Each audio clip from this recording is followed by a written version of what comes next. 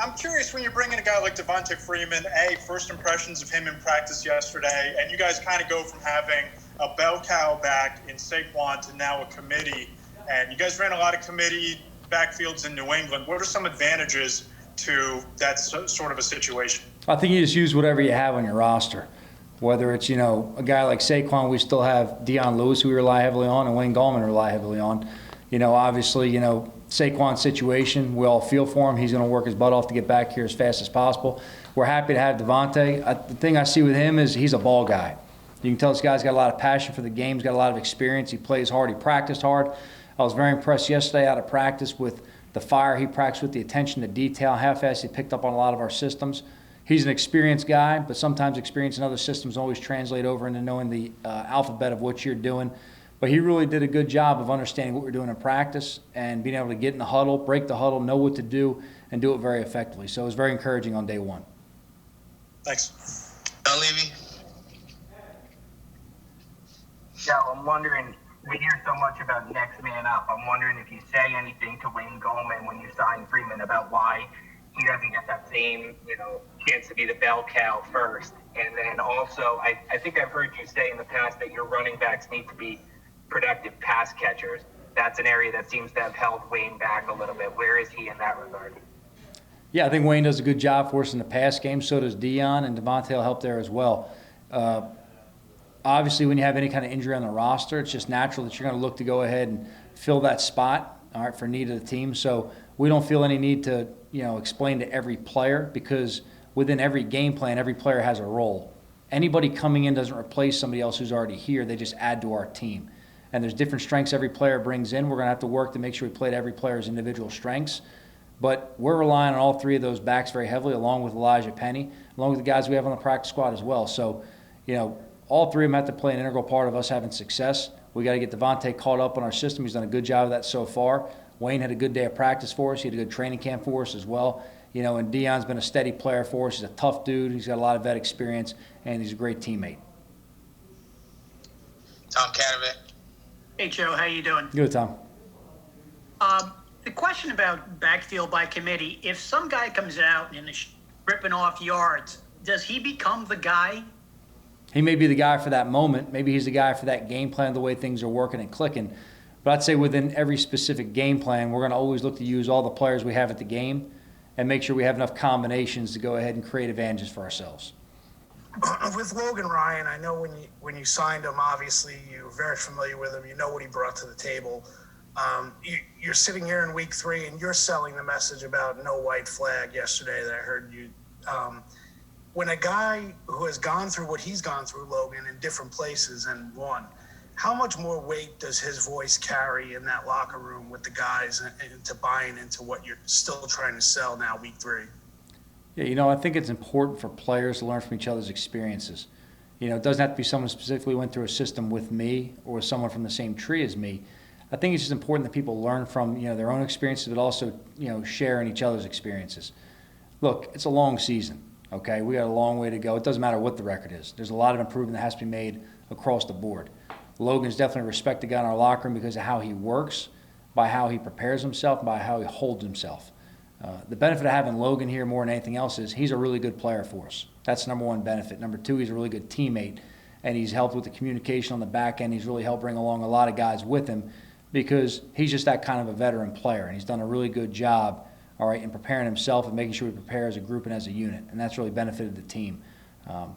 Personally, I love having Logan around here. Okay, he's fun to be around. I've known him since he came in the league. He's known me since I've been a very young coach.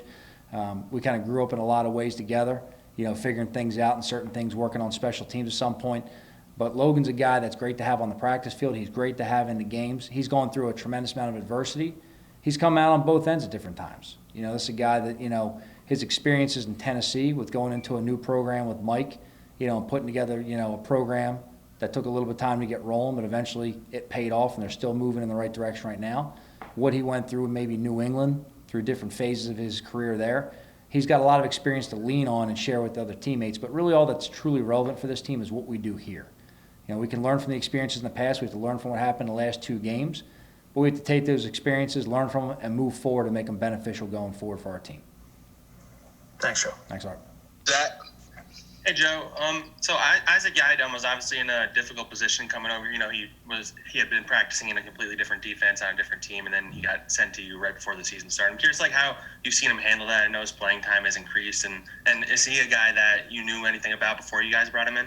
Yeah, I mean, I'd say I knew about him coming out in the draft. You know, all the players come out in the draft. We study him in that point, and then we knew about him from being in the league in his days in Denver. But I would say he's really done a good job of getting into our system, improving, understanding the techniques, but the big picture concepts as well. He's made a lot of improvement. You know, he's playing aggressive. Or he's got that mentality to him anyway, but now he can play more confident and aggressive just with some of the experience in the calls and how we're looking to play with him. I'm glad Ike's on our team. He's a tough dude. He works hard every day. He's good to have in meeting rooms. He's great to have in locker rooms. Thanks, Joe. We'll take three more. Schwartz, Jordan, and Rock. Schwartz. Hey, Joe. Hey, Paul. Just the other day, you said Jason has to put some ways to get Evan out there and get him the ball, and you guys are working on that. Without Saquon in the passing game, obviously without Sterling, what do you mean by that? That Jason has to figure out ways to get Evan the ball. Yeah, I wouldn't look too far into that. I understand the way it came out and the way it was phrased. I wouldn't look too far into that in terms of that. It's just when we put together any game plan, obviously we're thinking with our players in mind, and we're putting together schemes that kind of fit up to what the opponent does as well. Look, we're trying to get every player on our roster the ball, not just Evan. I mean, obviously, when you get all of our players the ability to make plays, Evan showed that the other day. I wouldn't read too far into that quote, Paul. There was nothing kind of undermining thinking about that. That's just kind of thinking in general of when we get together and hash out a game plan, we're thinking of ways to give our players advantages and make plays. I should have written it before I talked to you. Then I could have made more out of it. Do you see, though, Evan in some ways as a little bit of untapped potential? I mean, everyone knows what he can do with the ball in his hands, but it's getting him to that place. Know what I look at him as is a developing player. I think Evan's young enough that we have not seen his best ball, but he's a guy that works every day tirelessly. You guys saw him through training camp. This guy really empties the tank. You see him every day in practice. This guy, when you look at his GPS reports after practice in terms of yards and speeds and all that stuff, he's a guy you have to monitor and kind of back off a little bit because this guy has no governor on himself. He goes full speed all the time. He works tirelessly, all right? The guys respond to him. He does a great job preparing himself. He's very mentally tough, and he's improving all the time. You know, a lot of guys got on him, after that first game in terms of where the production was. I think we saw a glimpse of that last week. He really made some good plays for us at key times, and he'll continue to do that throughout the season when the opportunity comes his way. He doesn't have to force it. He doesn't do anything outside of his own responsibility or job. But when the play comes his way, he has to be in position to go ahead and finish it, and we have confidence he will. Joe, we were talking to Daniel yesterday. He talked about how when the team came off the field, Saquon was in the tunnel waiting for everybody. Obviously, he's not going to be on the field for you guys. Do you want to keep him around, and how does that process work with what he's going to be going through in the next 3 months? Is he going to be at the game on Sunday? Without question, we want to keep him around. And there's a lot of protocols and rules this year, Tom, that we got to look into in terms of, how can we give him access to maybe the sideline or a booth or a box or something like that. But as much as we can have him around here, we absolutely want him to. This guy was elected captain by his teammates for a reason, and he's an integral part of this program. So he's a very positive guy. He's a very team-first guy. Again, the adversity he's going through right now, he's going to work as hard as he can. I can say that with absolute confidence, and I'm very anxious to see him on the back end coming out of this thing because I know the aggressiveness he's preparing with. But absolutely, we want Saquon around here as much as he can. Now, that being said, day-to-day with his treatment and rehab and when he goes through surgery, that'll obviously change the schedule a little bit. But working around his schedule, he is a part of this team. He's a part of this team. We want him around as much as we can have.